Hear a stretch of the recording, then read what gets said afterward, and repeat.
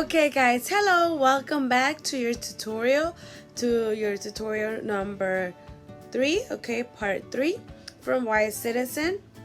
And well, before we start, I want you to remember that all the answers that you're going to solve, all the answers, write it in a white sheet of paper or recycled paper. If you're working in a notebook, old notebook, write them down there. Remember, put the title, the number of the exercise, your name, the date, nice handwriting, use color, pens, pencils, use your eraser. If you need ruler, use a ruler, please, okay?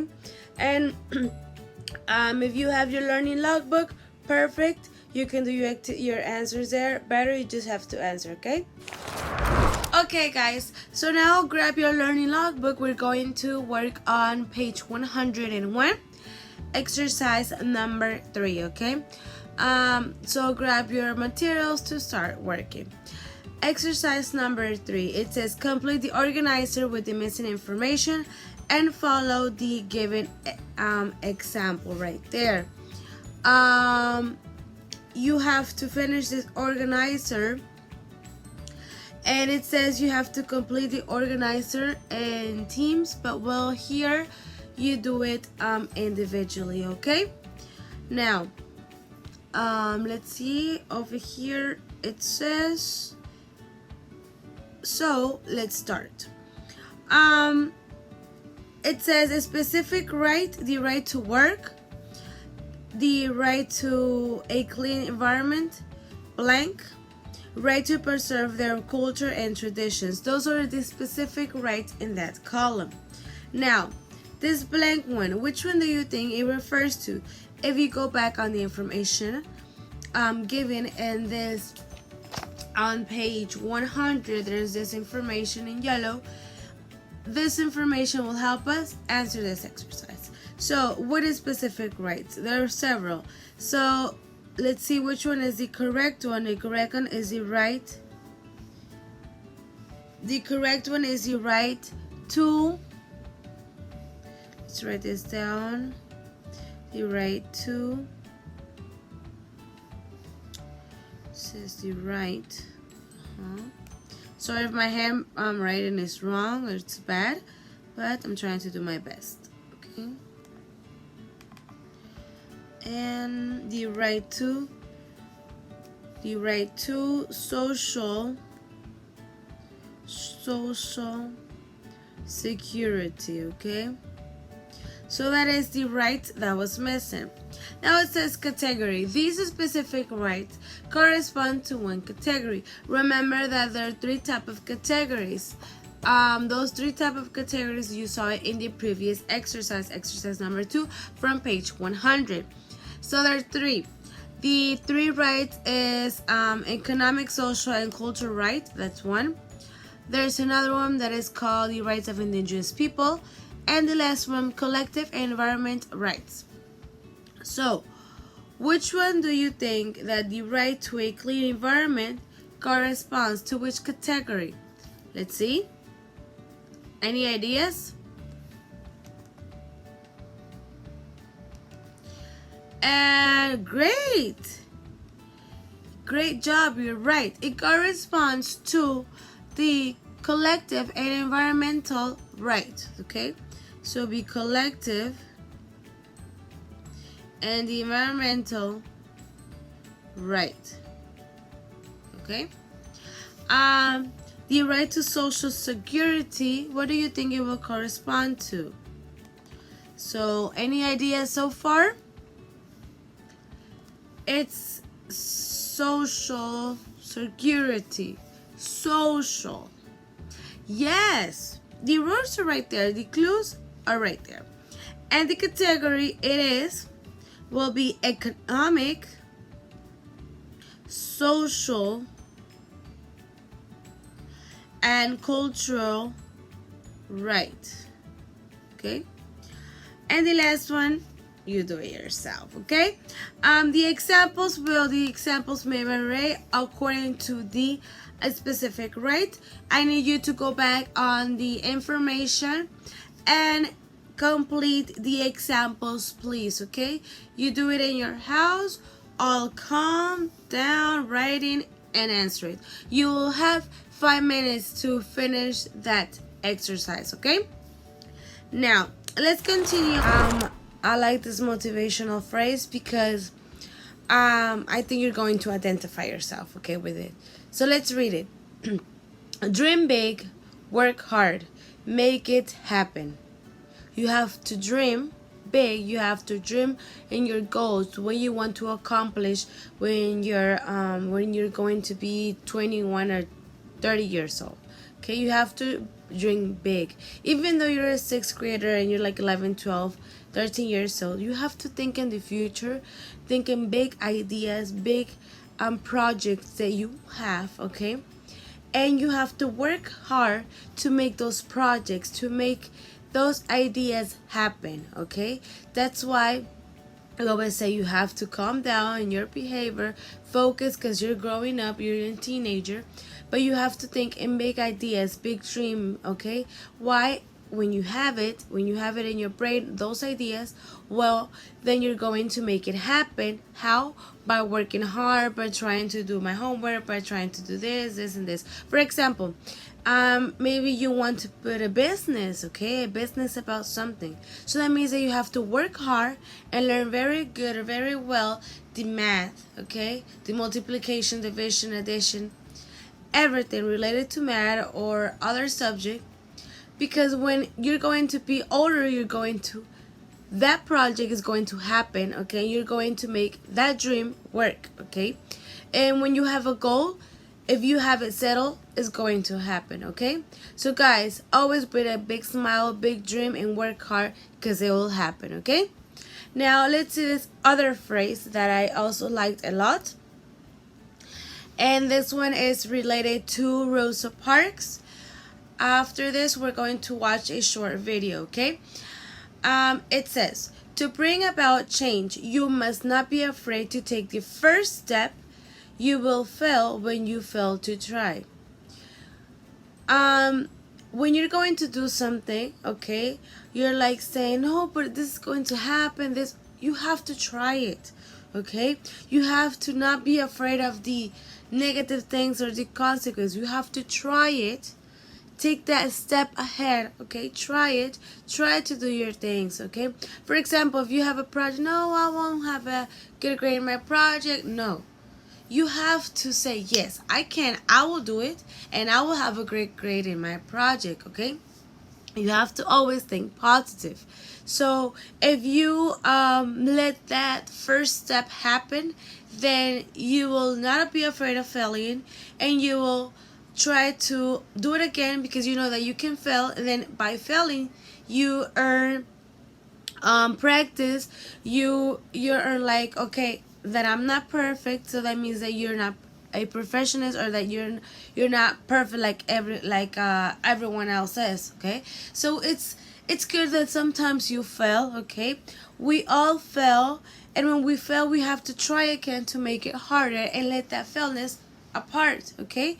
So that's why, guys, I always tell you, do it. No, because I don't know how to do multiplications, I don't know how to do divisions. Yes, you can, okay?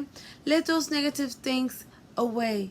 You can do it. And if you fail and have a C, or if I say no, that's wrong, do it again, because I will show my teacher that I'm capable to do this, okay? So guys, please always be positive wherever you go and whatever you think, okay? If you see that person that is wrong and he or she laughs about your mistake, ignore that person, because that mistake will make you stronger and will make you succeed in a big project or a big thing that you have on mind, okay? So always good attitude, positive, and always think positive, okay? So I will leave you with this video about Rosa Parks, okay? More information that maybe you did not know about her. So I hope that you enjoyed this video about Rosa Parks. It's really short, and I like it because it's from History Channel, okay? So let's start and see it. Most of us know the inspiring story of Rosa Parks, the African-American civil rights activist who refused to give up her seat on a segregated bus in Montgomery, Alabama in 1955. The bus boycott spurred by Parks' arrest would help bring down the racist laws of the Jim Crow South and turn a young preacher named Martin Luther King Jr. into the country's best-known civil rights leader. But we bet you didn't know that the story behind the bus boycott isn't quite as simple as it might seem. To start with, Rosa Parks wasn't the first black woman to resist bus segregation in Montgomery. In fact, several different women had been arrested for the same offense in the last 12 months. One of them was 15-year-old Claudette Colvin. On March 2nd, 1955, she was riding the bus home from high school when the driver demanded she give up her seat for a white woman. After Colvin refused, police officers arrived on the scene and dragged her off the bus in handcuffs. Claudette Colvin would go on to become one of 4 black female plaintiffs in Browder v. Gale, the Supreme Court case that would effectively end bus segregation. As a longtime volunteer in the Montgomery chapter of the NAACP and secretary to its president, Rosa Parks advised and supported Colvin. She knew that local black leaders had been thinking about how to confront bus segregation in Montgomery for years before 1955. She also knew they were looking for a test case, an upstanding citizen they could rally the community around.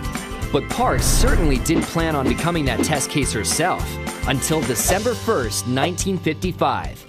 At the wheel of the Cleveland Avenue bus that day was James Blake, the very same driver who had ordered Parks off his bus after a confrontation 12 years earlier.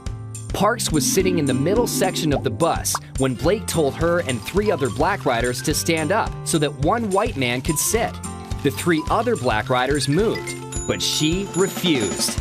Some people have said Parks was simply too exhausted from working a long day to move to the back of the bus, but she said later she wasn't physically tired, just tired of giving in to Jim Crow. The real story behind the Montgomery bus boycott may not be as simple as the myth, but it is no less powerful. The courageous resistance of Rosa Parks, Claudette Colvin, and other ordinary women became the life force of the civil rights movement. So now, what do you think about this new video that I show you about Rosa Parks? Do you like it? I like it because I didn't know that she was not only the only woman that raised her voice to defend the civil rights. She was not only the woman that was arrested because she didn't want to give this seat to a white person. So it's interesting knowing new things from this person because you can know and understand a little bit how was her situation back then, okay? And I hope that nothing happens to you, that you always speak up for your rights, okay? For everything that happens to you, for every problem, speak up and always say your arguments in a good way, okay? I know that you're capable of it. So now let's continue on the last learning log exercise. It's on page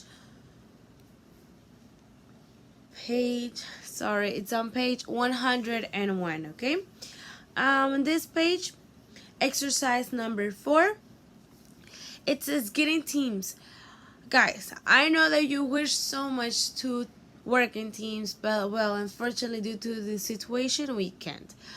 This activity you do it individually, and you have to follow the indications, okay?